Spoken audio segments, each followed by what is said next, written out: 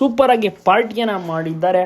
Topic bar and restaurant AP Arjun ಮತ್ತೆ ಆ ನೆನಪಿರಲಿ ಪ್ರೇಮ್ ಅವರ ಒಂದು ಸಾರಥ್ಯದಲ್ಲಿ ಹೊಸ ಒಂದು ರೆಸ್ಟೋರೆಂಟ್ ಕೂಡ ಓಪನ್ ಆಗಿದೆ. ಇದಕ್ಕೆ ಧೃತಿ ಅವರು ಕೂಡ ಗ್ರ್ಯಾಂಡ್ ಆಗಿ ಬಂದಿದ್ದಾರೆ, ಕಾಣಿಸ್ಕೊಂಡಿದ್ದಾರೆ, ಪಾರ್ಟಿಯಲ್ಲಿ ಎಂಜಾಯ್ ಮಾಡಿದ್ದಾರೆ. ವಂದಿತವರಾಗಿರ್ಬೋದು, ಕಂಪ್ಲೀಟ್ ಎಲ್ಲ ಸ್ನೇಹಿತರು ಎಲ್ಲರೂ ಕೂಡ ಒಟ್ಟಿಗೆ ಸೇರಿದ್ದಾರೆ. ಅಂದರೆ ಚಿತ್ರರಂಗದ ವ್ಯಕ್ತಿಗಳೆಲ್ಲರೂ ಕೂಡ ಅಲ್ಲಿಗೆ ಸೇರಿದ್ದಾರೆ. ಸೊ ಬಹಳಷ್ಟು ಚೆನ್ನಾಗಿ ಧೃತಿ ಅವರು ಕೂಡ ಕಂಗೊಳಿಸಿದ್ದು ಜನರಂತೂ ನೋಡಿ ಫುಲ್ ಖುಷಿ ಆಗ್ಬಿಟ್ರು.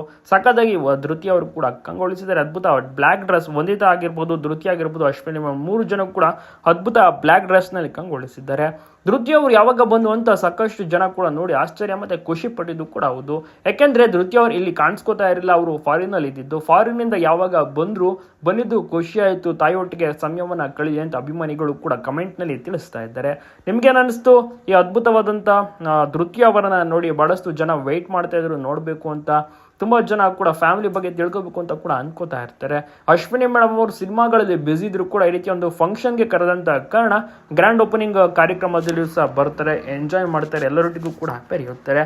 ಅದ್ಭುತವಾದಂಥ ಅಪರೂಪವಾದಂಥ ಕ್ಷಣಗಳನ್ನು ನೀವಿಲ್ಲಿ ನೋಡ್ತಾರೆ. ನಿಮಗೂ ಕೂಡ ಅಪ್ಪು ಬಾಸ್ ಇಷ್ಟನ, ಅಪ್ಪು ಬಾಸ್ ಅವರ ಅಭಿಮಾನಿನ. ಸೊ ಎಲ್ಲರೂ ಕೂಡ ತುಂಬಾನೇ ಸಪೋರ್ಟ್ ಮಾಡ್ತಿದ್ದಾರೆ ಈಗ ಅಶ್ವಿನಿ ಮೇಡಮ್ ಅವರನ್ನ. ತುಂಬಾನೇ ಕಾಳಜಿಯಿಂದ ಅಶ್ವಿನಿ ಮೇಡಮ್ ಅವ್ರ ಮಕ್ಕಳನ್ನ ಟ್ರೀಟ್ ಮಾಡ್ತಾರೆ, ತುಂಬಾನೇ ಫ್ರೆಂಡ್ಶಿಪ್ ರೀತಿ ವರ್ತನೆ ಮಾಡಿ. ಸೊ ಹೀಗಾಗಿ ಅವರನ್ನು ಕೂಡ ಇದೀಗ ಒಂದು ಪಾರ್ಟಿ ಓಪನಿಂಗ್ ಕಾರ್ಯಕ್ರಮಕ್ಕೂ ಕೂಡ ಕರ್ಕೊಂಡು ಹೋಗ್ತಾರೆ. ಎಲ್ಲರೊಟ್ಟಿಗೂ ಕೂಡ ತುಂಬಾನೇ ಸಮಯವನ್ನು ಅದ್ಭುತವಾಗಿ ಕೂಡ ಕಳೀತಾರೆ. ನಿಮಗೂ ಕೂಡ ಖುಷಿಯಾಗಿದ್ರೆ ಒಂದು ವಿಡಿಯೋಗೊಂದು ತಪ್ಪದ ಲೈಕ್ ಕೊಡೋದನ್ನ ಮರಿಬೇಡಿ.